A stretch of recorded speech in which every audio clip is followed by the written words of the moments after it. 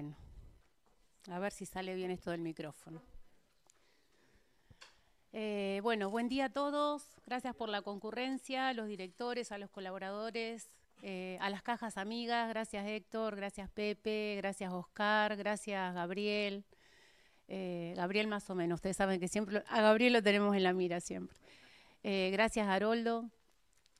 Bueno, gracias a todos por venir porque realmente para nosotros empezar con estas charlas representa empezar un poco a saber de qué se trata todo esto de la previsión, y si bien todos estamos muy involucrados y trabajando desde hace mucho tiempo con todo esto, siempre hay algo para aprender, siempre hay algo nuevo, siempre hay nuevas tendencias. Hoy Héctor me comentaba ahí afuera, al doctor lo conozco desde hace 20 años, de cuando estuvo todo el tema de las AFJP, y por ahí, bueno, también ver cómo fue evolucionando todo esto desde ese momento a esta parte, ¿no? Ahí está. Entonces, más años, Héctor. Y gracias, bueno, gracias Dardo, que es de una entidad primaria, por estar acá con nosotros acompañándonos. Lamentablemente hay instituciones que hoy no pueden estar porque tenían afectados ya el día a otras actividades. Y gracias a los directores, porque obviamente que todo esto no sería posible si no es con el apoyo y la colaboración de todo el directorio, que creo que desde hace un tiempo a esta parte hemos logrado comprender todos que si no nos capacitamos nosotros y si no somos nosotros los transmisores de todo esto que es la previsión social, es muy difícil llegar a los afiliados, que a veces se nutren de un montón de cosas que van y vienen por ahí por las redes sociales, por las distintas corrientes de información, y que por ahí distorsionan lo que realmente es la previsión y la seguridad social, para nosotros doblemente importante porque tenemos a cargo la cobertura médica de nuestros profesionales. Pero bueno, afianzar con todo esto y seguir trabajando con la coordinadora provincial, que creo que es lo que nos nuclea desde la previsión y en la provincia, que es lo que siempre hablamos nosotros, que tenemos que fortalecer cada vez más, ¿no? La previsión en la provincia de Buenos Aires, que es en definitiva lo que nos nuclea a todos los que estamos hoy acá. Así que bueno, gracias a todos de vuelta nuevamente. Y gracias al público que está presente. Estamos transmitiendo todo por YouTube, o sea que ojalá que los colegas, todo esto lo hacemos por los colegas, porque si no fueran los colegas no tendría sentido el trabajo de ninguno de nosotros. Y siempre estamos ahí a la expectativa de ver cuántos se suman por YouTube, cuál es la... Y a veces nos desalienta la poca participación, ¿no? O el poco interés de los colegas, así que esto lo promocionamos desde hace bastante tiempo. Ojalá haya muchos colegas que hoy se estén interiorizando y puedan disfrutar de esta jornada. Bueno, el doctor Rafael Rosman es larguísimo acá lo que tengo para leer. Es licenciado en Economía de la Universidad de Buenos Aires, magíster en Demografía Social de la Universidad Nacional de Luján, doctor en Demografía, Universidad de California de Berkeley. Se desempeña como investigador afiliado del Centro de Estudios de Desarrollo Humano de la Universidad San Andrés. Trabajó en el Banco Mundial en distintos roles. Ha trabajado en temas de desarrollo humano, protección social y pensamientos en varios países de América Latina a nivel regional y en países de Europa Central. Anteriormente fue jefe de estudios de la Superintendencia de FJP en la Argentina y responsable de la Unidad de Análisis e Investigación, luego de presidente de la Nación AFJP, así como asesor en temas previsionales del Ministerio de Economía y del Secretario de Seguridad Social en Argentina. Consultor de organismos internacionales y gobiernos en América Latina, Europa y Asia. Autor de numerosos estudios sobre mortalidad adulta y envejecimiento y seguridad social. Adicionalmente se desempeña como coordinador académico del Grupo de Trabajo sobre Inclusión Social de la Fundación RAP, miembro del Consejo Consultivo del Centro de Evaluación de Políticas Basadas en la Evidencia de la UTDT, del Consejo Asesor sobre Pobreza Estructural en Argentina, de CIPEC, CEDLAS y del Comité Académico, honorario del Observatorio de Seguridad Social del CIME en Uruguay. Forma parte del CIPEC, Centro de Implementación de Políticas Públicas para la Equidad y el Crecimiento. Organización independiente, apartidaria y sin fines de lucro, que produce conocimiento y ofrece, no veo pero porque la letra es muy clarita, recomendaciones para consultar mejores políticas públicas. Así que bueno, Rafael, un gusto tenerlo con nosotros y bueno, todos ansiosos de escuchar. No quiero dejar de agradecer a Micaela, a Héctor y a Silvia, porque están siempre atentos a todo esto y la verdad que se esfuerzan mucho para que todo salga bien. Y a Domínguez, que llega tarde, para variar. Así que bueno, los dejo en manos del doctor. Bueno, muchísimas gracias. Muy buenos días a todos. Mucha introducción. No hace falta. Punto uno. Vengo saliendo de un resfrío fuerte, con lo cual mi garganta va y viene. Tengo una botella de 3 litros de agua ahí abajo por las dudas, pero discúlpeme de antemano si paro un segundo para respirar y seguir. A ver, como decía recién en la presentación, yo soy economista de formación profesional, como decía algún amigo hace un tiempo, y de ahí fui vagando en mis curiosidades y me metí en temas de demografía, hice una maestría y un doctorado, con mucho más interés. Digo, yo estudiaba economía y decía, esto es muy interesante, pero a mí yo no quiero tratar de saber a cuánto va a estar la bolsa mañana. Primero porque es medio aburrido y segundo porque me doy cuenta que no hay manera de saberlo, que es todo mentira. Me interesan cosas más estructurales, cosas de más largo plazo, cosas que tienen que ver con cómo se mueve la economía. Y ahí fui donde terminé recalando en la demografía con la idea de decir, estas son cosas que pasan despacio, estas son cosas que pasan en el tiempo. La demografía es muy como una ola que viene, enorme, que no importa lo que vos hagas, la ola viene. Despacito, pero viene. Y son dinámicas mucho más interesantes. Y estudiando eso es que me metí a ver temas de envejecimiento, de vuelta a la lógica de las olas que vienen, envejecimiento poblacional, y de envejecimiento poblacional terminé hablando de jubilaciones y pensiones y terminé hablando de economía de vuelta, porque la vida es así y ya aprendí que uno piensa, pero después las cosas pasan. Y entonces desde hace más de 30 años, me impresiona un poquito, me vengo dedicando a este tipo de discusiones tratando de entender qué pasa con los sistemas de previsión social, qué pasa con la seguridad social, cómo funcionan en las sociedades y cómo funcionan en distintos contextos estos sistemas, para qué están, qué deberían hacer y cómo operan. Y en la charla que tuve hace ya 2 meses, fue algo así, con Héctor, donde me llamó y muy gentilmente me invitó a tomar un café y a charlar un rato, decíamos, bueno, él me decía, ¿y cómo hacemos para que algo como la caja de odontólogos de la provincia funcione mejor? Y digo, mira, honestamente no sé nada, así que tenés que primero contarme cómo es, porque tengo que aprender.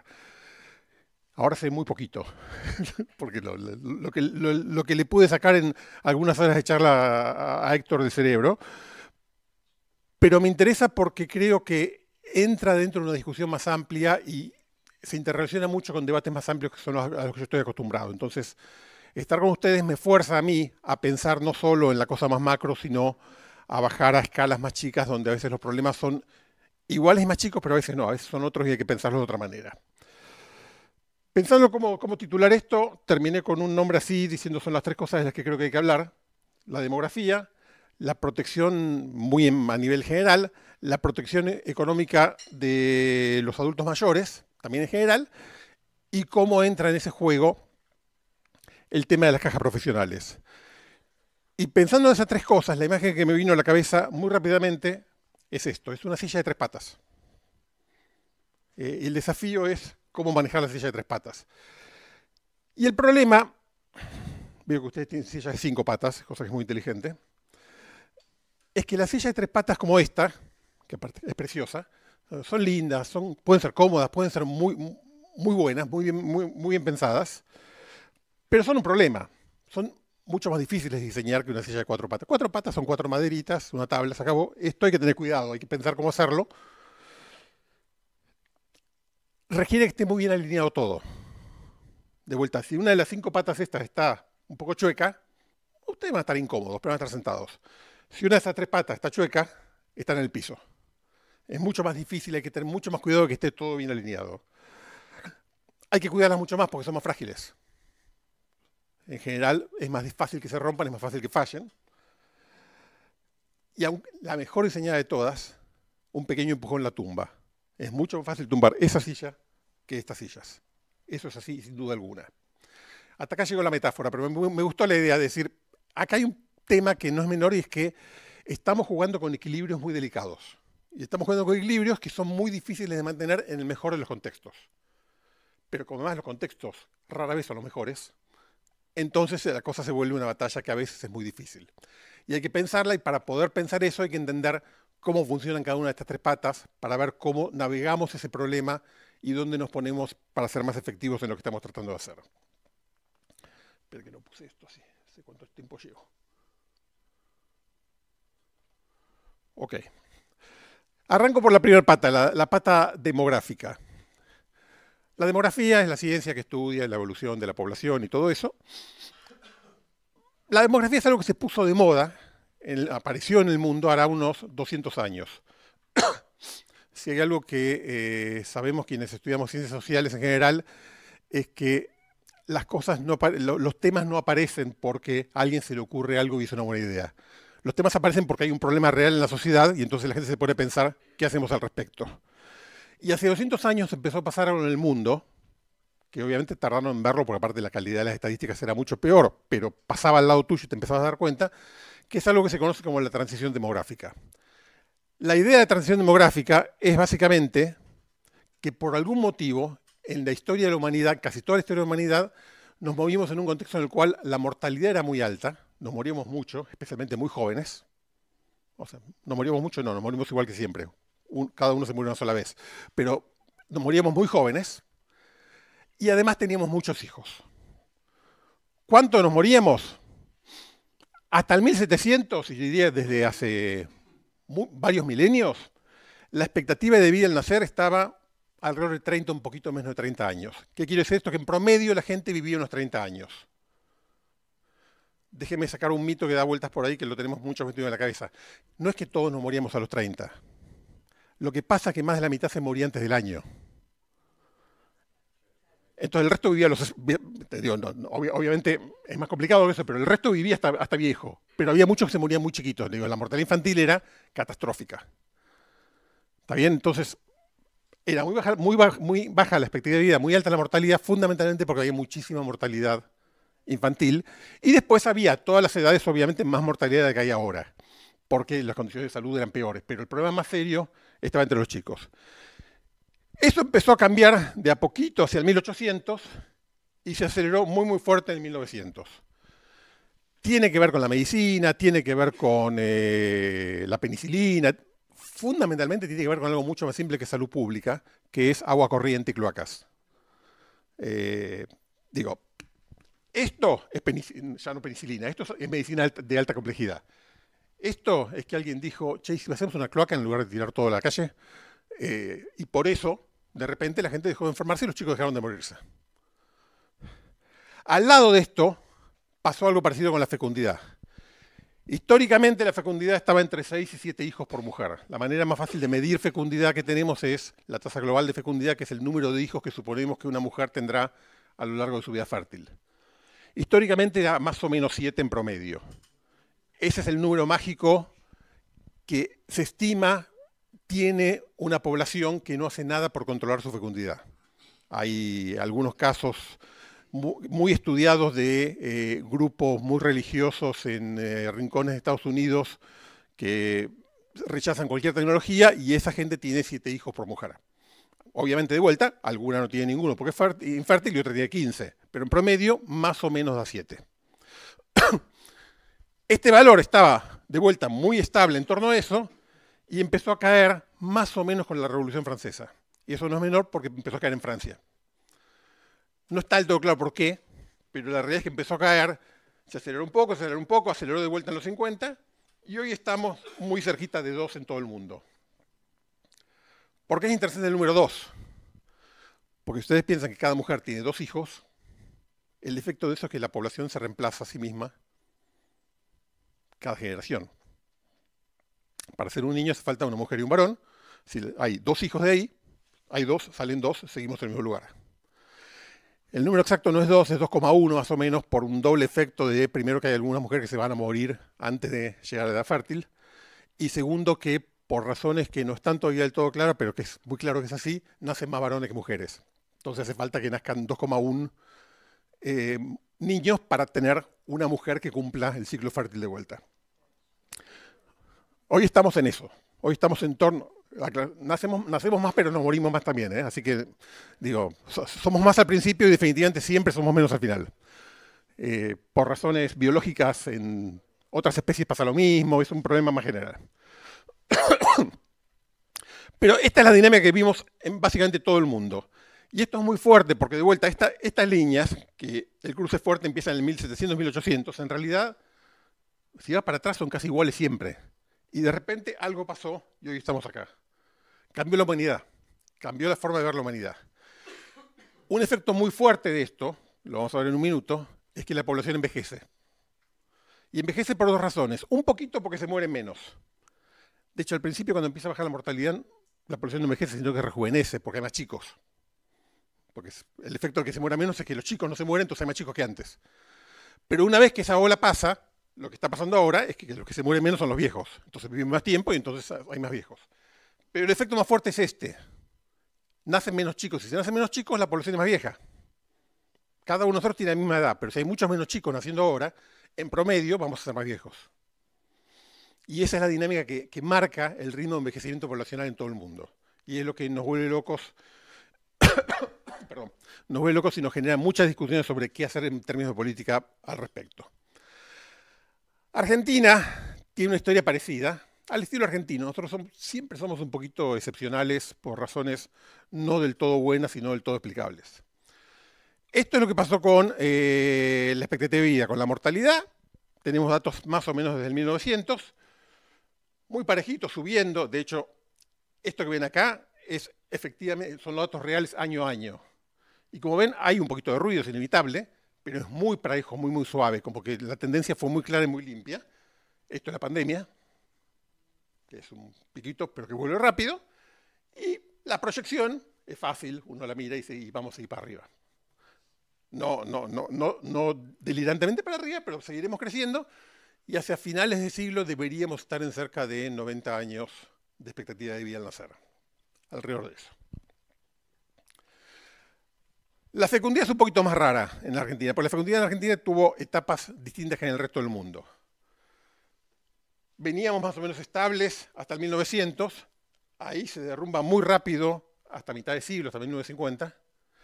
Se estabiliza con muy poco movimiento e incluso algún piquito hasta cerca de los 90, baja un poco de vuelta, se estabiliza de vuelta y ahora en los últimos años ha dado un bajón impresionante.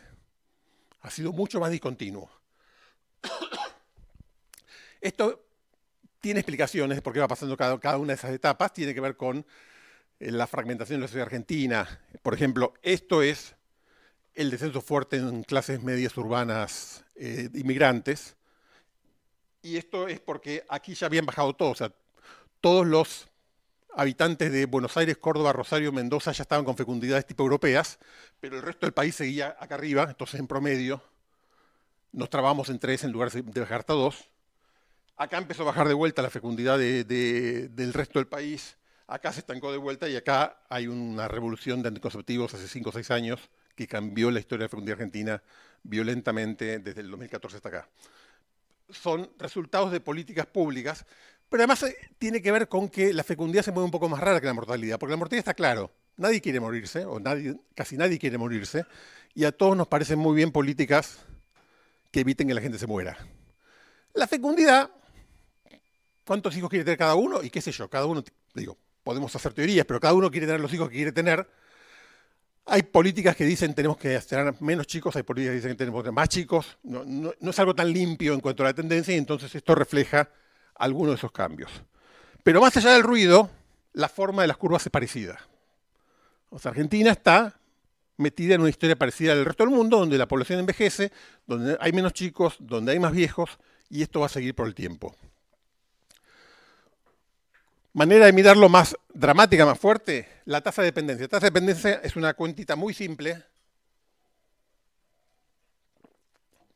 que dice cuánta población tengo en edad dependiente, en edades en las que presumo que no trabajan, después puede ser cierto o no, no importa, pero en términos demográficos es la edad a la cual ya supongo que no están trabajando, respecto de la población que tengo en edad que trabaja. La manera fácil de decir es, veamos cuánta población mayor de algo, por ejemplo, 65 años, tengo respecto de la población entre 20 y 65, ¿no? Y lo que vemos es esto. La dependencia mayor es que hoy estamos un poquito por debajo de 20%. O sea, Hoy tenemos cerca de 20 mayores por cada 100 adultos jóvenes. Esos 100 adultos jóvenes tienen que producir bienes y servicios, generar mecanismos para que los otros 20 coman y vivan todos los días porque ya no están trabajando más, no están produciendo nada, están retirados. De vuelta, no está limpio. Después hay algunos de los 20 que trabajan y hay algunos de los 100 que no trabaja. Pero en términos demográficos, ese grupo de población tiene que bancar al resto. La dinámica del envejecimiento es tal que esos 20, hacia el 2070-2080, se va a haber triplicado. O sea, en los próximos 50 años se nos va a triplicar la presión demográfica. Si nada cambia, va a cambiar un montón de cosas, pero si nada cambia, eso quiere decir que de aquí a 50 años, o los activos, que no vamos a ser ninguno de nosotros, tienen que producir el triple de lo que producían para mantener a los viejos, o los viejos comerán la tercera parte de lo que comen. Obviamente algo tiene que cambiar y algo va a cambiar en el camino, pero la presión demográfica es fuertísima y esto, lo insisto porque marca lo que decía al principio, es la ola que viene, no hay nada que hacer al respecto. Esto ya ocurrió. Todavía no vimos cómo la ola terminó, pero esto ya fue el terremoto y viene el tsunami. Relájense, o no se relajen, prepárense para el tsunami, pero la ola no la para nadie. Está. Una parte un poquito buena de la historia es que hay menos chicos, y los chicos también son dependientes. Entonces, esta es la de los jóvenes. La de los jóvenes viene bajando muy fuerte en estos años porque bajó mucho la fecundidad, entonces hay menos chicos. Pero esos chicos que están naciendo, los pocos chicos que están naciendo hoy, en 20 años van a ser adultos. Entonces ahí se me acaba. Se me pasan del otro lado. Entonces eso me aplana. La suma de ambos, que en el fondo es lo que me preocupa cuando miro la demografía completa, es esta.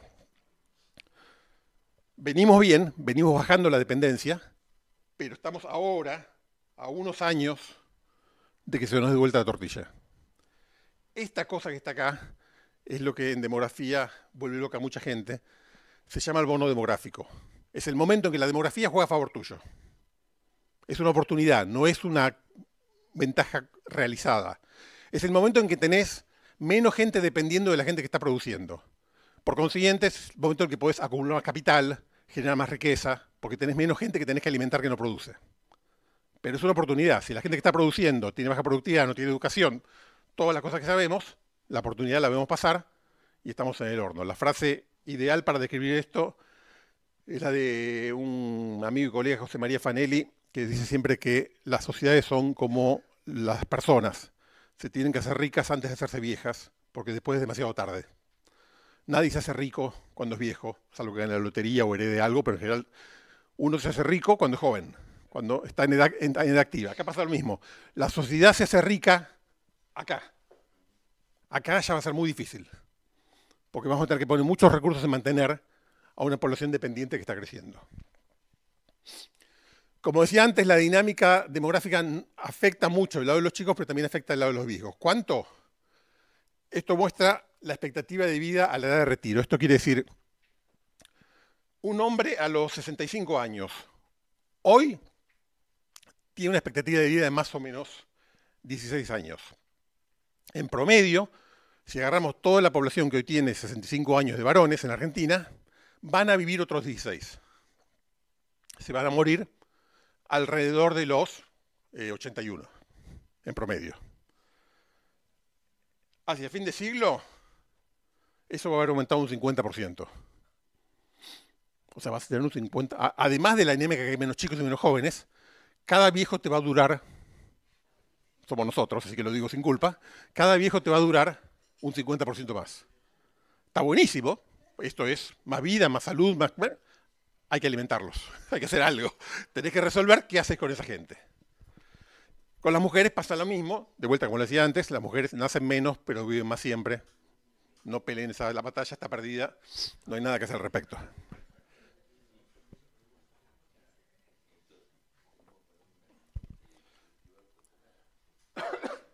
Entonces, me voy a la segunda pata. Todo lo que decía antes dice, bueno, tenés que pensar cómo resolver el problema económico. Digo, hay muchos temas vinculados al envejecimiento, hay uno no menor, que es cómo aseguro que la gente que está del lado de arriba de la pirámide, la gente que ya envejeció, mantenga condiciones de vida que considero aceptables. Aceptables es eh, muy discutible qué quiere decir, y no me voy a meter a discutirlo ahora, y cada uno tiene una visión distinta de qué es aceptable y qué no es aceptable. Pero bueno, algo tengo que hacer y cada uno trata de determinar hasta dónde llego y cómo lo hago. Y para eso le quiero entrar a 4 o 5 puntos que me parece importante ordenar la discusión. Uno es algo que es bastante elemental, pero me parece que ayuda a ordenarnos, que es volver a decir por qué quiero un sistema previsional, para qué sirve, cuál es la función que tiene que haya previsión social. Tocar un poquito el tema de el sistema previsional como lógica de seguro. Y entonces, ¿cómo debería operar si pensamos que en el fondo es un seguro? ¿Por qué es una política pública? ¿Y por qué es relevante la dimensión de política pública vinculada a esto? ¿Qué ha pasado en la Argentina? ¿Y qué está pasando en la Argentina con la discusión de la política previsional? ¿Qué resultados estamos teniendo a nivel nacional con esto? ¿Y cuáles son los principales desafíos que estamos enfrentando y que tenemos que resolver de alguna manera? Entonces, si entro en lo primero, ¿para qué sirve un sistema previsional? ¿Por qué tenemos un sistema previsional? Básicamente porque estamos todos de acuerdo que por factores fundamentalmente de envejecimiento hay un proceso de deterioro que hace que una parte de la población pierda capacidad de generar ingresos en el mercado de trabajo. Yo digo, podemos pensar discusiones de política social de distinto tipo, pero básicamente yo digo, una persona de 40 años, anda y trabaja. Vos querés comer, anda y trabaja. Después, si el mercado de trabajo no funciona, si hay problemas, lo que sea, pero en principio mi mensaje es anda y trabaja. A uno de 85 no le digo eso, porque entiendo que no puede trabajar más. A lo mejor sí puede trabajar más, pero en principio acordamos que la gente mayor tiene más dificultades para insertarse en el mercado de trabajo, entonces algo hay que hacer porque no tiene más capacidad de trabajar. En principio esta lógica tiene que ver con la vejez, obviamente se asocia muy rápidamente por el problema parecido, la invalidez, y está el tema de la muerte que es un poquito más raro porque el que se muere no le hace falta nada, al que le hace falta es a los dependientes que pudieran quedar, y eso depende de cómo estén estructuradas las familias y quiénes son dependientes de qué. Esto era un problema muy serio hace 50 años, ahora es bastante más menor porque ahora hay mucha menos dependencia dentro de las familias, quiero decir. No todo el mundo trabaja, pero mucho más que antes por lo menos. Entonces bajó mucho ese problema, aunque sigue existiendo. En principio la gente puede ahorrar por su cuenta. Vos podés guardar plata en el colchón, podés comprarte un departamento y alquilarlo, podés hacer un fondo de ahorro en algún lado, o podés tener algún arreglo familiar, que básicamente es la promesa de tus hijos o de tus sobrinos que te van a mantener el día que no puedas. Está todo bien, y eso existe desde siempre, y es razonable y sigue existiendo, pero también es claro que es insuficiente. En parte es insuficiente por lo que mostraba antes, por la demografía, porque antes las familias tenían 7 chicos, ahora tienen 1 y medio. Entonces, está ese pobre pibe tratando de mantener a sus 2 padres que viven hasta los 89 años. Es mucho más difícil de sostener ese modelo de lo que era antes. Los ahorros existen y mucha gente ahorra. Estoy seguro que la mayoría de ustedes tiene ahorro de alguna forma en algún lado pensando en cómo hacer para mantenerse en el futuro. Tienen 2 problemas los ahorros. Un primer problema es que hay que saber ahorrar y nadie sabe ahorrar del todo bien. Uno nunca sabe bien en qué invertir, dónde poner la plata, cómo ponerla. El sistema argentino financiero es muy malo, tiene muchos problemas. Yo no le daría mi plata a un banco para que me la devuelva dentro de 30 años, no le creo. Hay muchos líos de ese tipo. Pero además de eso hay 2 problemas muy importantes que son más profundos, más de teoría económica si quieren. Uno es la miopía. Todos nosotros, si nos ofrecen 1.000 pesos ahora o 1.000 pesos dentro de 10 años, agarramos los 1.000 pesos ahora, siempre. ¿Por qué? Porque siempre valoramos más el consumo presente que el consumo futuro. Eso llevado a la discusión de pensiones hace lo mismo. Bueno, tengo que ahorrar ahora para estar mejor dentro de 20 años. Sí, pero porque ahora si hago eso dejo de consumir algo que quería. Dentro de 20 años, ¿qué sé yo qué va a pasar? Bueno, lo que terminás haciendo es siempre ahorrando un poco menos de lo que deberías. Hay gente que es muy previsora y ahorra mucho, pero en promedio ahorramos menos de lo que deberíamos ahorrar por esa lógica. El segundo problema es que hay riesgos inherentes que no se controlan y que tienen que ver con el aseguramiento, pero lo empiezo a marcar acá. Y es que ninguno de nosotros sabe cuánto va a vivir. Alguno de nosotros va a vivir hasta los 120 años. Y ahorrar para los 120 años es muy difícil, no me da. Alguno se va a morir el día que se jubila y perdió todo y ahorró digo, para sus hijos. Pero el que vive hasta los 120 años no hay manera de que ahorre por su cuenta. Entonces el ahorro individual está bien, ayuda, apoya, funciona, pero seguramente no alcanza. Y entonces te hace falta pensar algún sistema previsional que lo cubra. Entonces, lo que buscan los sistemas previsionales son siempre dos cosas, y esto suele generar bastante ruido porque son dos cosas que no siempre van en la misma dirección. Una es asegurarnos que las personas que están afectadas por estos riesgos, la vejez, la invalidez, tengan un estándar mínimo satisfactorio de vida. De vuelta, no sé cuánto es el mínimo, podemos discutirlo, cada uno tendrá una visión distinta, pero decimos, no acepto tener viejos indigentes. Quiero que tengan para comer, para vivir, lo que fuera. El segundo, que no es exactamente lo mismo, quiero que el momento que la gente se retira no sufra un shock muy fuerte en su nivel de vida.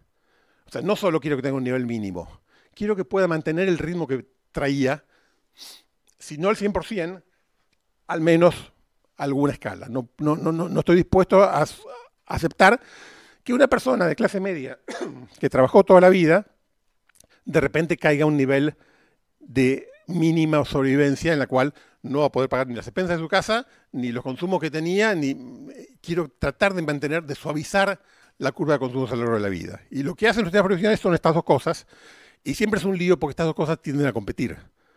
Digo, la mejor manera de darle un mínimo a todo el mundo es darle menos a los que están más arriba. La mejor manera de darles más a los que están arriba es no darle un mínimo a los que están más abajo. Y ahí siempre se genera uno de los grandes debates de política previsional en el mundo es cuánto de un lado y del otro me voy con esto. Otra manera de decirlo es cuán distributivo es el sistema previsional. ¿Es muy justo o es muy distributivo? El tercer punto que quería marcar en esta pata es el tema del aseguramiento. Porque los sistemas previsionales funcionan en la práctica como un seguro, igual que el seguro del auto. Todos ponemos plata todos los meses para cubrir el riesgo de que alguno de ustedes choque y tenga que hacer un auto nuevo, tenga que arreglarlo y no tiene la plata para pagarlo en ese momento. Si el seguro está bien hecho, nadie gana ni pierde, o sea, cada uno, los que pusimos plata y no chocamos, perdemos, pero en promedio estamos equilibrados. A veces hay problema de mercado y el asegurador se queda un montón de plata, o a veces hay problema del mercado y la aseguradora funde. Pero en principio, la lógica es, compartamos el riesgo entre todos. Este es un seguro un poquito raro porque es un seguro de algo que va a pasar seguro, o casi seguro. Pero el riesgo que estoy tratando de cubrir es la vejez. Y además es un seguro raro porque es un seguro que va al revés de lo que solemos pensar. El riesgo que estoy cubriendo en el fondo es la longevidad. No es un seguro de vida, es un seguro de muerte. Es un seguro que me protege ante el riesgo de que no me muera. Suena raro, pero cuando lo piensan en un minuto, eso es un sistema previsional. Es el riesgo de que no me muera el día que dejo de trabajar. Entonces, ¿qué hago? Y digo al resto de la sociedad, bueno, bánquenme entre todos, que yo también los banco a ustedes. Alguno lo va a bancar, va a salir carísimo porque va a vivir hasta los 120, otro va a vivir hasta los 75 años y un mes y va a haber salido muy barato. Pero no es que el Estado o quien sea que maneja el sistema previsional le robó la plata al que se murió a los 65 años. Es que la usó para pagarle al de 120. Además puede ser que la robe, pero esa es otra discusión, digamos. ¿No? La lógica seguramente es compartamos el riesgo entre todos. Y algo que no es menor y que vamos a retomar en un rato, es que cualquier seguro, cualquier sistema de seguros, necesita para funcionar bien un número grande, un pool de gente grande. Si nosotros hacemos un seguro de autos entre nosotros, es complicadísimo, es muy difícil de hacer resolver eso, por si alguno de ustedes mañana choca y destruye el auto, al resto nos sale carísimo pagar ese auto, porque somos poquitos. La manera de que esto funcione bien es que haya un montón de gente para que entonces el impacto se diluya y el impacto termine siendo más o menos el mismo siempre. Eso funciona con los autos y funciona con el envejecimiento, el aseguramiento por longevidad. Yo quiero que no me rompa mi sistema el hecho que al señor X se le ocurrió vivir hasta los 120 años. Porque eso me puede destruir el sistema. Yo quiero que no haya un shock que me mueva. En el ejemplo que daba de la sillita, no quiero que un empujoncito me tire la silla. Cuanto más chico es el pool, más fácil es que me vuelque la silla si alguien la toca. Y eso es especialmente cierto en el impacto de casos extremos. Cuanto más chica es la población, más peligroso es y más posible es que tenga ese problema. ¿Qué viene pasando en la Argentina? Argentina tiene una historia muy larga de política previsional. El primer sistema formal oficial es de 1904, pero antes de eso ya había algunos esquemas que se llamaban Montepíos y cosas por el estilo del siglo XIX.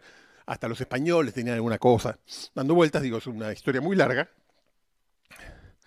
Se consolidaron fuerte como tales a mediados del siglo pasado, en la década del 50, cuando hubo una serie de normas que básicamente lo universalizaron en términos legales. O sea, aparecieron leyes que dijeron: todo el mundo que trabaja en la Argentina tiene seguridad social. Ojo, eran leyes, la realidad no era así. Digo, eso fue una declamación, mucho menos de la mitad de la gente lo tenía, pero legalmente se consolidó el esquema de decir: vamos por todo. Tenemos récords mundiales de reformas, marchas contra marchas, parches, cambios. A mí el ejemplo que más me impresiona marcar con esto siempre es que la ley nacional que tenemos vigente, previsional, es la 24241, que se aprobó en octubre del año 93, entró en vigencia en julio del año 94. El sistema de movilidad, que es lo que estamos discutiendo estos días en todos lados, se suspendió en marzo del 95, 9 meses después. Y desde entonces lo cambiamos al menos 8 veces. Si uno mira la historia, hay un sitio maravilloso que se llama Infoleg, donde está toda la legislación argentina. Si uno abre la 24241 y mira las modificaciones que tiene, el otro día que me fijé por última vez, tenía 1390 en los últimos 30 años. O sea, es un caos. Y la mitad de la ley no está vigente, lo vamos a ver ahora, pero la mitad de la gente que se jubila no se jubila por esa ley. Es muy caótico el sistema, tenemos muchas idas, vueltas, muchas contramarchas, muchas contradicciones, muchos huecos. Y eso obviamente genera muchos problemas serios en términos de la calidad de lo que la gente termina recibiendo. Esto en parte tiene que ver con que algo que excede completamente lo provisional, y no hace falta que se los explique. A los argentinos nos viene costando un poquito encontrar consensos. Hay acuerdos de que hay cosas que no se discuten. En otros países se pelean mucho por muchas cosas, pero hay cosas que son así. Y nos peleamos un poquito en el margen, pero no cambiamos el corazón. Argentina viene de hace muchos años con discusiones muy fuertes, en los últimos años la llamamos la grieta, pero la verdad que es previo a eso todavía, de qué modelo de país queremos y cómo queremos que funcione. Y lo que pasa entonces es que el que gana lo cambia y el que gana después lo cambia de vuelta y entramos en un proceso caótico en el cual probablemente estamos peor que en cualquiera de las alternativas de estabilidad de cualquiera de las otras cosas, porque vamos y volvemos todo el tiempo. Y eso lo hace muy difícil. Pero hay dos acuerdos sólidos en la sociedad que yo creo que son difíciles de mover. Y entonces lo que creo que no vale la pena entrar en la discusión más allá de que nos gusten o no nos gusten. Uno es el de la universalidad. Queremos cubrir a todo el mundo. Argentina es un país que aspira a políticas universales. Si vos te vas a tener esta discusión a Perú, te van a decir: no, el sistema previsional cubre un 20% de la población, y está bien porque es el 20% formal. El resto no le corresponde. Y el resto, no, bueno, a los muy pobres le vamos a dar una protección porque son muy pobres. Y al del medio, y bueno, que hagan algo, que se formalicen, qué sé yo. Ellos, es muy fuerte. En Argentina esa discusión no tiene ningún espacio. Queremos sistemas universales. No sabemos cómo pagarlos, pero queremos sistemas universales de previsión social, de salud, de educación. Tenemos una visión muy fuerte universalista en la política pública, que está buenísimo, nada más que después hay que hacerlo bien, pero como principio está buenísimo. Y el segundo es que, especialmente después de la experiencia de la CFJP, pero incluso en todo ese periodo también, queremos esquemas de reparto. No nos gusta la capitalización, no le creemos a los sistemas financieros, no me traigas un banquero a manejar mi jubilación, déjame que mi jubilación se maneje como un principio de solidaridad. Y hay mucha literatura, y a mí me impresiona mucho cómo especialmente la justicia argentina se agarra muy fuerte de la lógica solidaria, y está en la Constitución, al estilo de la mayoría de las cosas que están en la Constitución, más o menos vagamente escrita, pero la interpretación de la justicia ha sido muy fuerte siempre en la Argentina de el principio de solidaridad. No queremos regímenes de capitalización donde cada uno tenga sus ahorros, queremos regímenes donde todos nos cubrimos, queremos un seguro colectivo. De esas dos cosas no parece valer mucho la pena tratar de correrse. De vuelta, primero porque vas a perder la discusión, y segundo porque en el fondo creo que no son las discusiones más importantes. Y te enredas discutiendo esto y no discutiendo algunas otras cosas más críticas. ¿Cómo nos ha ido con esto? Hay 3 indicadores para mirar la situación en cualquier sistema previsional, que son la cobertura es a cuánta gente estás protegiendo, la adecuación, que es cuánta plata le das, cuán adecuado es lo que le estás dando, y la sostenibilidad, que es cuánto te cuesta. Uno mira las 3 cosas y entiende cómo funciona el sistema. En Argentina la cobertura, esto es el porcentaje de población mayor de 65 años que tiene un beneficio previsional. Esta es la historia. Me gusta mucho este gráfico porque muestra varias cosas, que algunas obvias y otras que no. La primera es que hoy estamos en el 90, 90 y pico por ciento, o sea, está todo el mundo adentro. Esto se debe fundamentalmente a las moratorias, no al diseño original del sistema. Desde los 80 hasta que empezaron las moratorias, estuvimos estables con alguna decadencia, pero muy estables ahí en torno a los 70. Y lo otro que me gusta mucho de este gráfico es que muestra que la historia del paraíso perdido que tendemos a contarnos mucho en Argentina no existe. No es verdad que en los 60 estábamos mejor, estábamos peor. En los 60 solamente un 30% de los viejos tenían protección, menos de un tercio. Solemos pensar que, no, si nuestros padres estaba todo, mentira. O sea, estamos mejor que nunca en la historia en cobertura, con costos y problemas muy altos vinculados a eso, pero en términos de cobertura no hay nada que discutir. Estamos mejor que nunca en la historia. Términos de ecuación es siempre el tema más sensible. ¿Por qué es el tema más sensible? Porque no importa cuánto sea la jubilación promedio que estés pagando, los jubilados quieren más. Y tienen razón. Porque quieren vivir mejor. Y porque no importa cuánto estés pagando, seguramente es poco porque no te dan los recursos para pagar todo lo que querrías.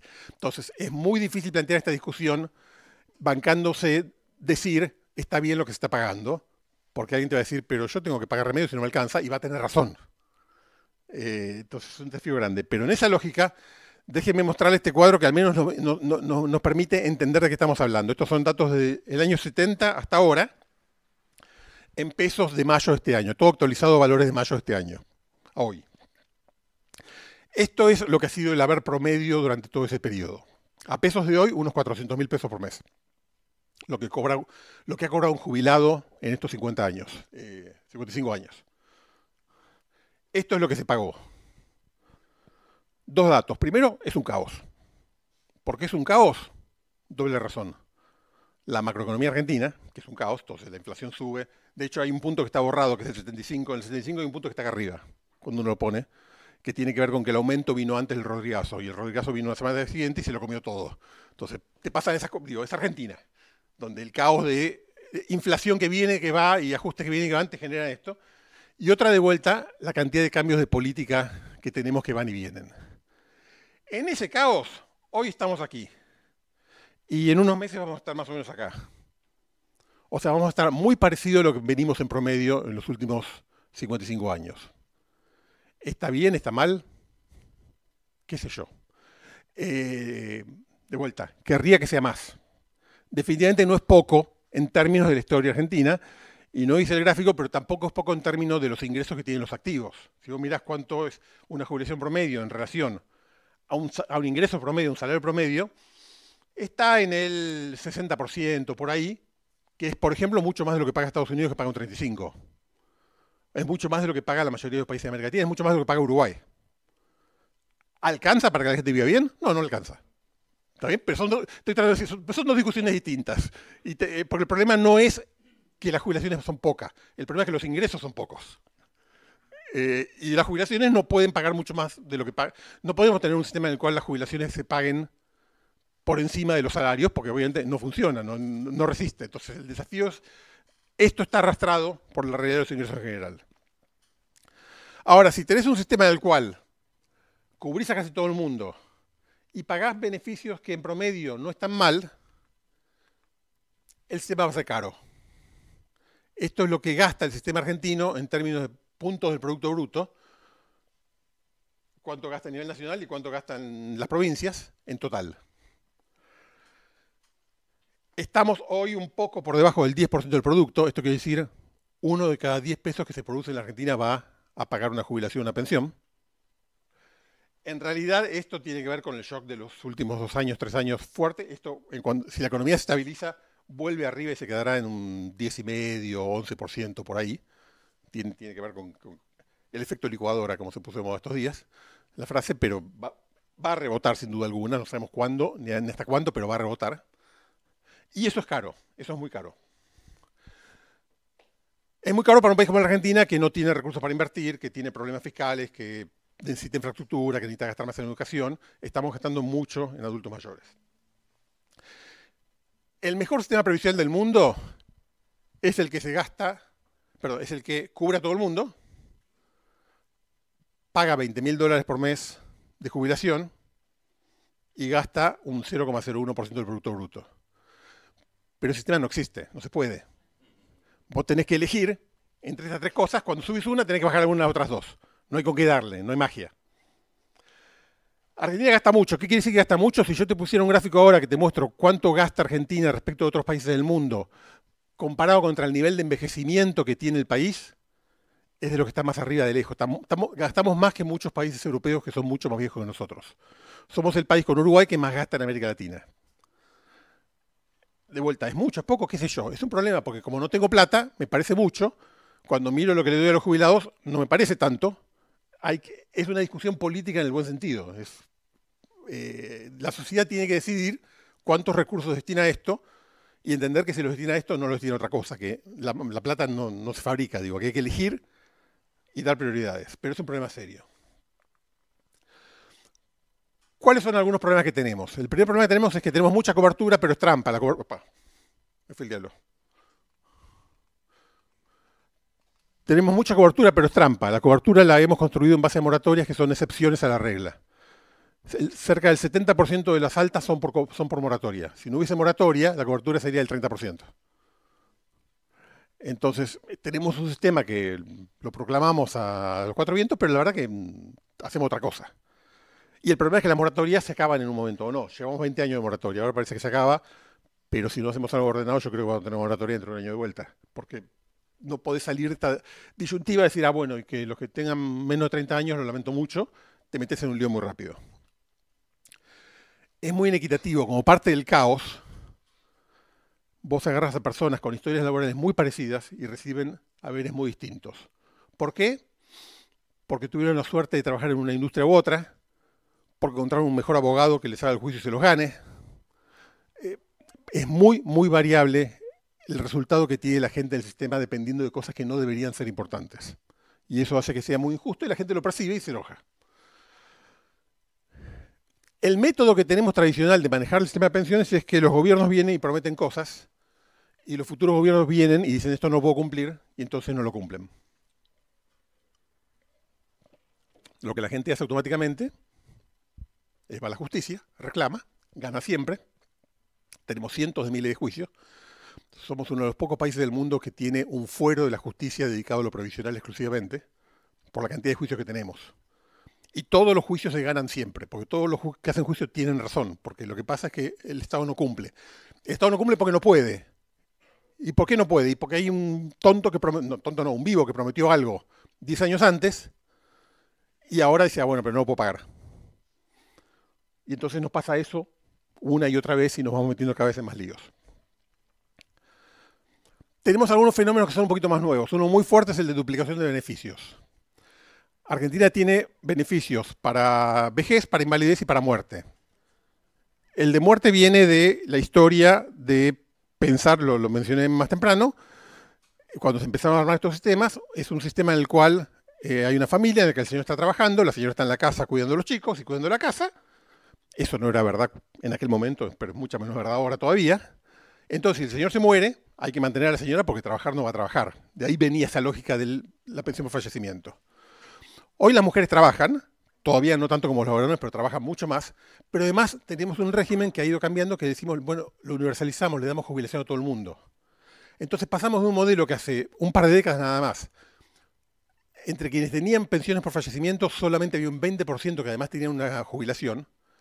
Ahora casi todos quienes tienen pensión también tienen jubilación. Estamos duplicando beneficios. ¿Por qué? Porque te estoy protegiendo por tu riesgo real y estoy protegiendo por un riesgo que no existe más. Esto no quiere decir que el monto que está cobrando la señora o el señor esté mal al final, porque, de vuelta, el mecanismo de control de Estado es para arreglar este desastre, les pago menos. O sea, te corrijo por el monto. Pero a algunos no le corrijo porque algunos no son viudos. Y eso le complica la vida. Entonces es muy desprolijo, muy desordenado y genera mucho caos. Y el último punto es el de movilidad. Movilidad es un tema que en general en el mundo es irrelevante, porque la movilidad tiene que ver con ajustar, por inflación, ajustar el poder adquisitivo de los saberes. Si la inflación es el 2-3% por año, hay que arreglarlo, pero es fácil. Cuando la inflación es el 50, el 100 o el 200, obviamente se vuelve muy caótico y hay que resolver algo al respecto. Hemos adoptado reglas de movilidad malísimas que generan o mucho costo o mucho perjuicio. Ahora tenemos una regla que es un poco mejor, que es básicamente decir, ajusten por inflación y no inventen nada raro. Y asegúrense que la gente cobre lo que tiene que cobrar en función de lo que podía comer la semana pasada y que pueda comer la misma semana que viene. Pero seguimos con conflictos, seguimos con líos y esto no va a terminar. De hecho, la semana que viene hay proyectos que van a la Cámara de Diputados a discutir una nueva modificación y así seguiremos. El desafío más grande, y que es relevante para ustedes, es la fragmentación. Todo lo que les vengo contando es sobre el sistema nacional, que es la D2441, el SIPA. Hay más de 200 regímenes de excepción. Excepciones por todos lados. Cerca de la mitad de los beneficiarios, más de la mitad del gasto que hay en Argentina, de ese 10-11% del PBI, no sale por el régimen general, sale por alguna excepción.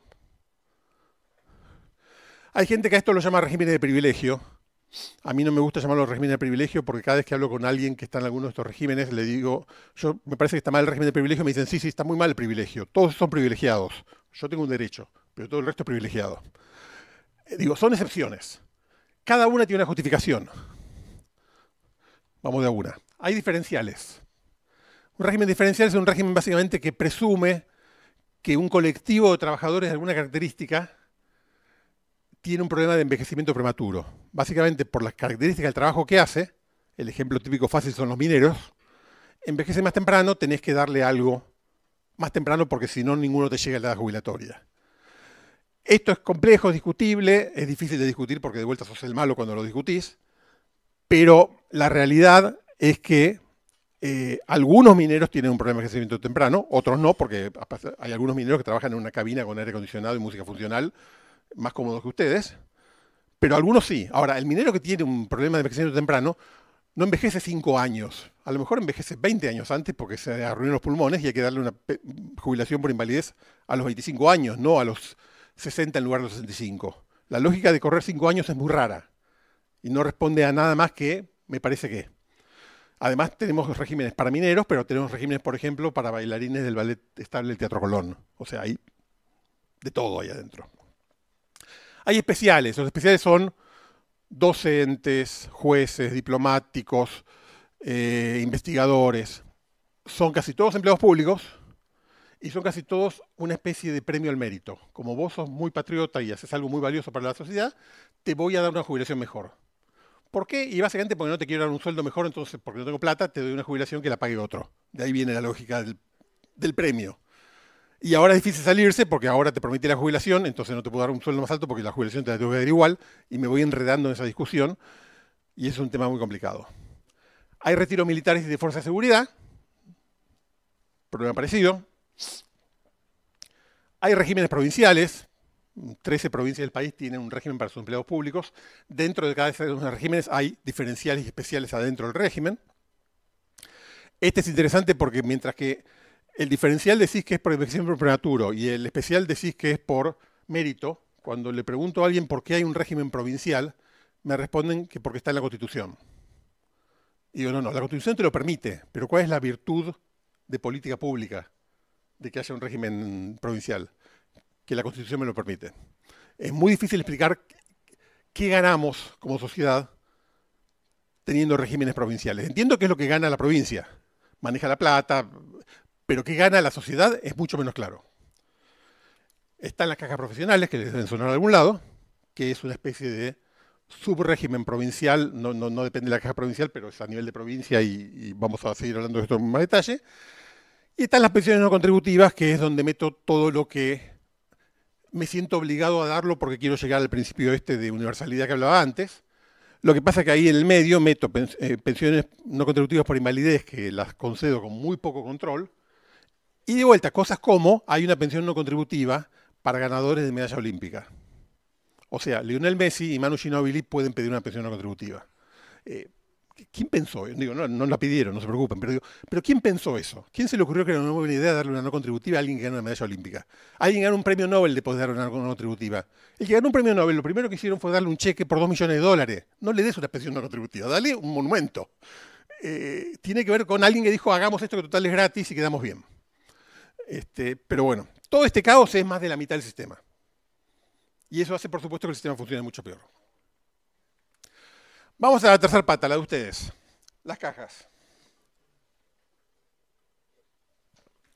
Si tengo bien el dato, porque nunca es del todo limpio, hay 82 cajas en 18 provincias.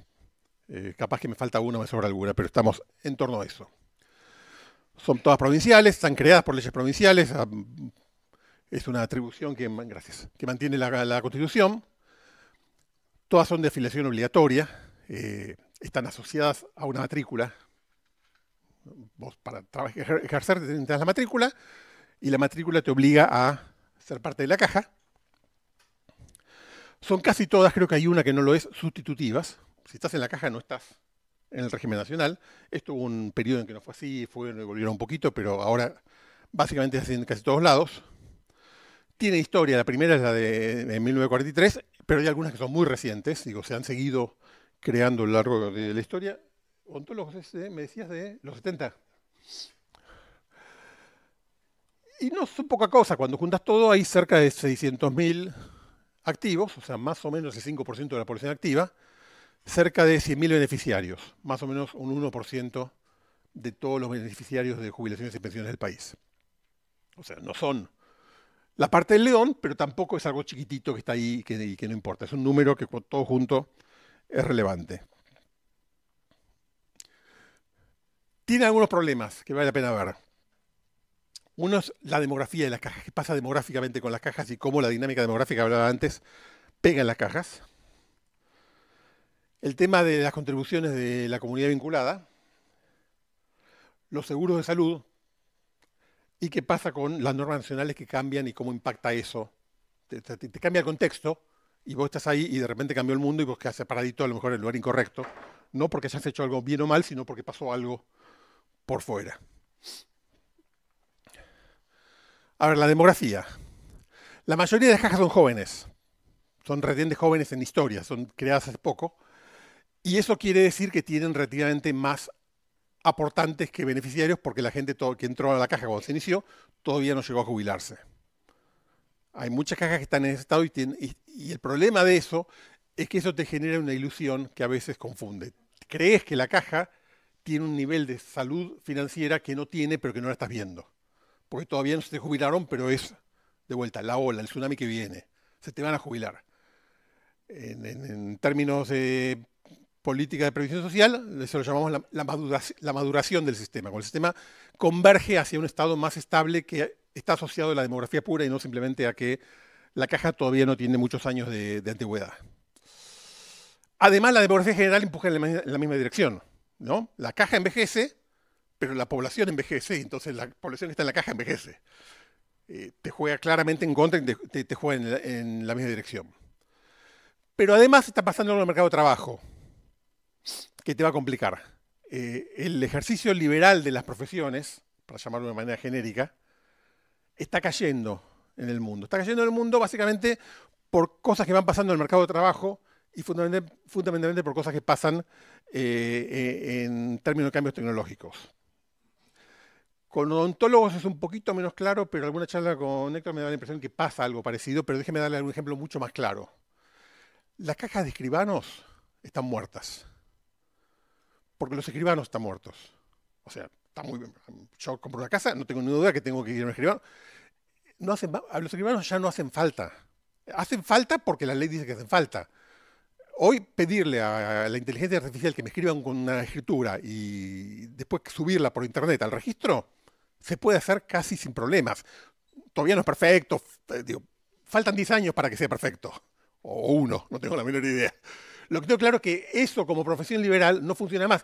Te va a hacer falta un tipo que sepa mucho de registros notariales para programar eso y para administrar el registro, pero no un escribano que se sienta con vos en la mesa a contar los billetes y a firmar el papelito. Eso no existe más. Las cajas de contadores, los contadores están muertos. Cada vez hace falta menos, va a hacer falta menos contadores que trabajen con profesionales independientes. Hace falta gente que sepa de números para trabajar en empresas, muchísimo. Pero gente que trabaje como contador al estilo de cómo trabajaba mi papá hace 60 años, eso no existe más. Porque de vuelta, porque los impuestos los hago yo en la página de AFIP, y la verdad es que es casi tan fácil de hacer como si, digo, la información que me pide el contador que le dé para que me haga mis impuestos es la misma que agarro en AFIP y ya está. Todavía no del todo, la página de AFIP se cuelga y el contador sabe cómo usar. Digo, no es perfecto, no está resuelto, pero cada vez vale menos ese trabajo liberal. Las artes de curar es un poquito menos claro que eso, pero en general hay una tendencia a que eso pasa y además la dinámica del mercado de trabajo hace que sea todo mucho más informal y mucho más dinámico. Y estas cajas que están ancladas en la lógica de la matrícula y el registro van a tener progresivamente más problemas. O sea, la demografía juega en contra. Te afloja la pata un poquito.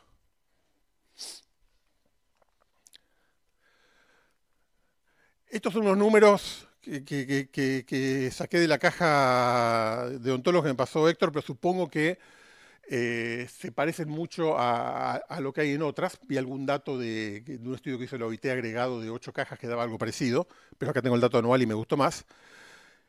Esto es el porcentaje de afiliados activos por edad. La línea roja muestra qué porcentaje de menores de 40 hay. En el año 2000 estábamos en un 45%. Hoy estamos en un 20%.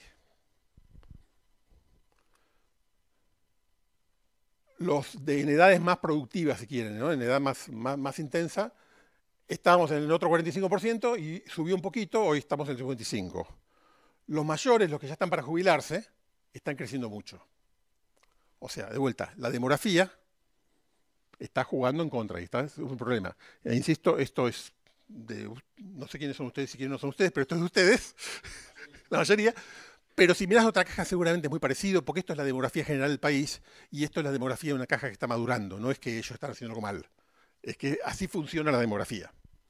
Entonces esto se te hace cada vez más difícil y se va a hacer más difícil sostenerlo sin duda alguna. Entonces definitivamente la demografía juega en contra. Las contribuciones de la comunidad vinculada. Esta es una discusión muy compleja. Cualquier discusión que hay habitualmente sobre las cajas profesionales, lo primero que surge es, bueno, andarán bien, andarán mal, pero son autónomas, son autosostenidas, no tienen impacto fiscal, no te metas con eso. Es lo que se discute habitualmente cuando discutís política nacional y qué hacer con las cajas profesionales. Eso es verdad, salvo que están las contribuciones de la comunidad vinculada, que las contribuciones de la comunidad vinculada a veces son mucha plata, a veces son muy chiquitas, hay creo que cerca de la mitad de las cajas que no tienen nada, pero en algunos casos es bastante relevante. La verdad que son un impuesto. Son un impuesto que no aparece en las cuentas fiscales, pero es un impuesto que cuando yo voy a hacer una escritura, el escribano me cobra algo que va a la caja y me lo cobra a mí. Es un impuesto. Yo no puedo decir no quiero pagarlo. Tengo que pagarlo si quiero hacer la escritura. No está ni bien ni mal que sea así. El problema es que seguramente va a haber cada vez más cuestionamiento y va a haber más discusión respecto de cuán razonable o no razonable es tener ese impuesto. Todas las movidas que hay pro desregulación de la economía le pegan a esto seguro. No quiere decir que lo vayan a eliminar mañana, pero es algo que va a estar más y más sujeto a discusión y va a ser cada vez más difícil de sostener. Y lo que definitivamente me parece que es imposible de pensar es que la solución a los problemas financieros de una caja sea agreguemos contribuciones de cajas de comunidades vinculadas. Puede ser que alguna lo consiga porque consiga hacer un negocio con alguien, pero va a ser muy difícil de resolver esa discusión y seguramente se va a ir complicando. El tema de los seguros de salud. Cerca de la mitad de las cajas profesionales tienen asociado algún sistema de seguro de salud. El de ustedes se llama, siempre me olvido. ¿Cómo es? Está buenísimo, porque además da un servicio que es útil, que suele ser de calidad, que está gestionado más personalmente y que funciona bien, pero tiene problemas. En general, los seguros de salud en el mundo tienen problemas de sostenibilidad muy serios. Por dos cosas. La población envejece. La población más vieja consume más salud. Es inevitable, es un dato, no hay nada que hacer al respecto. Y le mostré el gráfico antes. La población de la caja de odontólogos, que es la población de Comey, es cada vez más vieja, cada vez va a demandar más gastos de salud. Hay un problema con la salud que no ocurre en otras industrias, que está muy estudiado y que nadie tiene una solución razonable, y es que la salud tiende a encarecerse. Si ustedes miran la industria de automóviles, a medida que la tecnología se desarrolla, a medida que la tecnología mejora, los autos se hacen más baratos. Hoy los autos son mucho más baratos de lo que eran hace 20, 40 o 60 años. No en pesos corrientes, pero en valor real sin duda alguna. Mucho más barato. Y es porque la tecnología lo hace más barato, porque lo que antes era yo no sé nada de mecánica, pero un carburador complicado, ahora es un chip que lo hacen en China por 2 mangos y pasa eso. Tiende a pasar mucho eso en casi todas las industrias que uno ve. En general los costos de producción de bienes y servicios tienden a bajar. En salud es al revés. Está muy estudiado. Y en salud es al revés por un problema de demanda. Cuando hace 20 años me caí de una bicicleta 25 años, y me saqué el hombro, vino un tipo de la guardia, me miró, me agarró el brazo, me pegó un tirón y dijo, ya está, anda al médico por las dudas. Fui al médico, me miró, me dijo, sacate una radiografía, ya está. Hace 15 días mi suegro se cayó, se sacó el hombro, le hicieron una tomografía, le hicieron por las dudas una resonancia en la cabeza porque se había golpeado. Digo, los servicios son mucho más caros. Y son mucho más caros porque una vez que están disponibles los usamos, porque por supuesto le tenés que hacer una tomografía para ver bien lo que tiene en el hombro, porque había una posibilidad de que mi hombro estuviese mal y el tipo que me lo tiró me hubiese destrozado el brazo, que pasaba de vez en cuando, pero no pasó. Ahora por las dudas los es así. Los medicamentos son mucho más caros de lo que eran, porque son mucho mejores, porque la tecnología va más rápido, la innovación va más rápido de lo que va la reducción de costos en salud. Pasa en todos lados, en todo el mundo, es un problema muy serio que hay y que nadie sabe bien cómo resolver, porque la solución que podrías dar, que es decir, no hago tomografías, y no podés hacerlo porque no te da la cara para hacerlo, porque efectivamente la tomografía hace que el servicio sea mejor, ¿no? O no doy medicamentos más complejos, pero son los que curan el cáncer, los otros no lo curan. ¿Qué hago? Entonces, esa discusión hace que esto sea cada vez más caro. Entonces, quienes tienen asociado un seguro de salud tienen un problema que no está autogenerado, es real. El seguro de salud es cada vez más caro en todo el mundo. Si además la población envejece, es el doble de caro. Además, como son chicas y como la dinámica que tienen, hay más espacio para autoselección. El tema de autoselección es el tema vinculado a lo que decía antes, la lógica de los seguros. Si todos nosotros tenemos un seguro, somos poquitos, es un problema. Si además podemos elegir entre nosotros quiénes van a sacar seguro de auto y quiénes no, los que son buenos conductores dicen, no, yo me corro, háganlo ustedes. Y quedamos solamente los que manejamos mal. Los que manejamos mal chocamos más. Es todo más caro.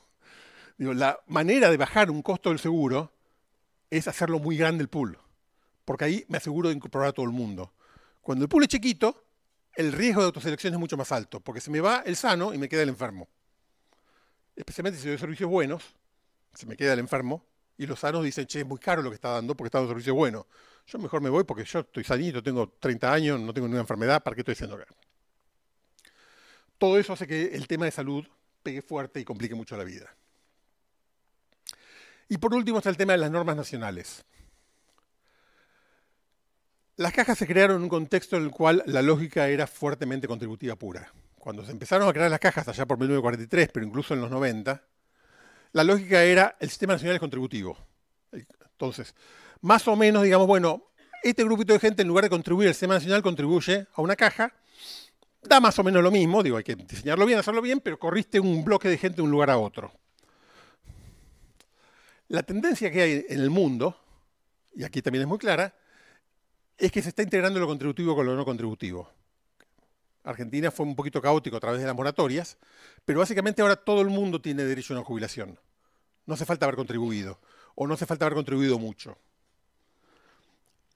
Eso genera ruido, porque antes hace 40 años, 50 años, cuando se creó esta caja, ustedes le podían decir a un odontólogo de la provincia de Buenos Aires, mira, podemos elegir entre estar contribuyendo al sistema nacional o estar contribuyendo acá. Y si contribuís acá, lo vamos a manejar nosotros, lo manejamos más prolijo, vení con nosotros. Y ese era tu argumento, básicamente, convencer a la gente por qué valía la pena tener una caja. Hoy esa misma persona te dice, pero si yo no contribuyo a nada, igual tengo una jubilación. E igual tengo para mí.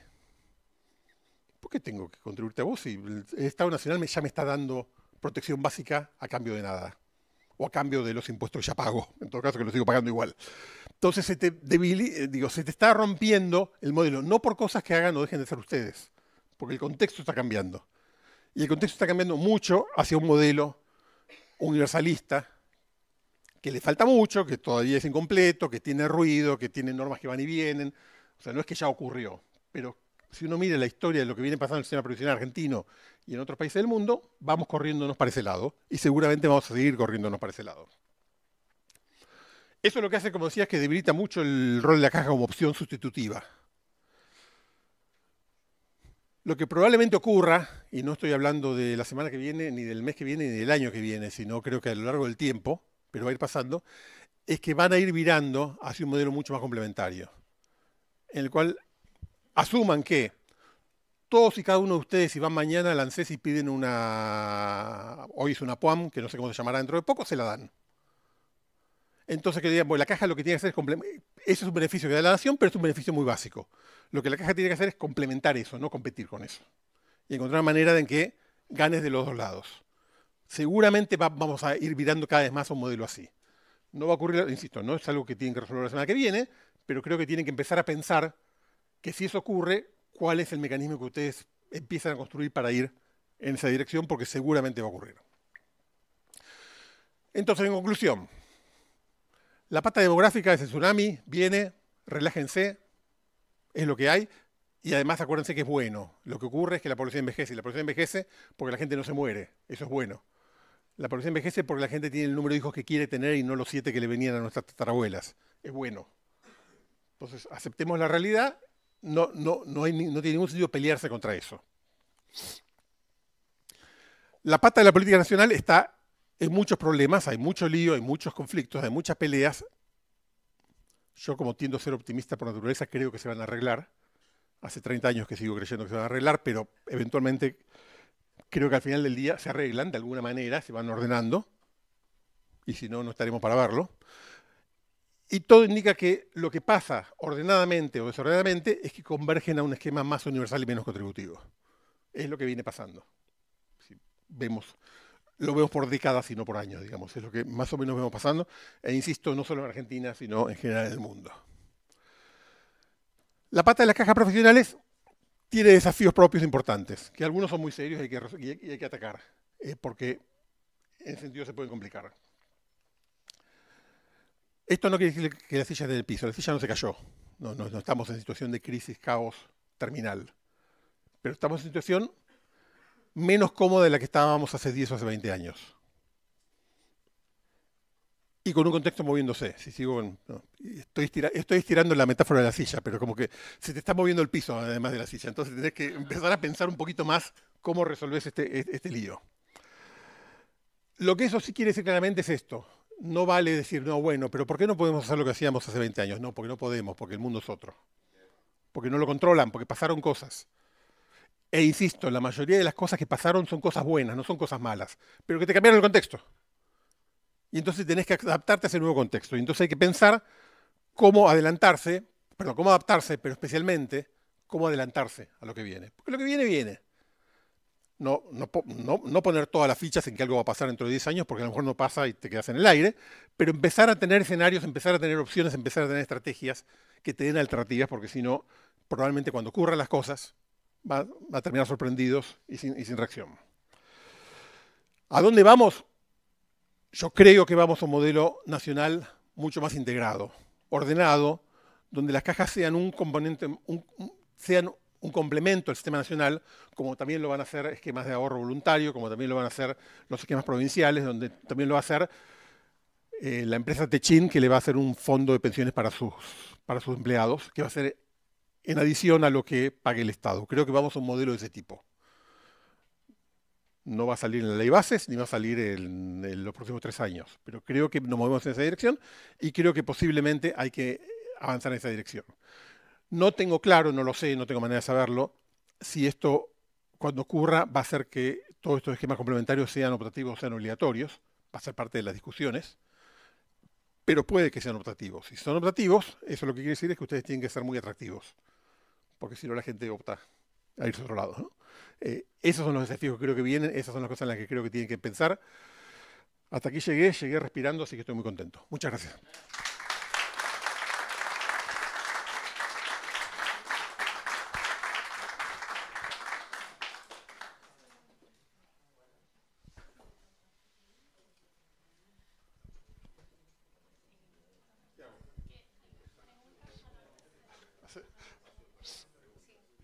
Ok.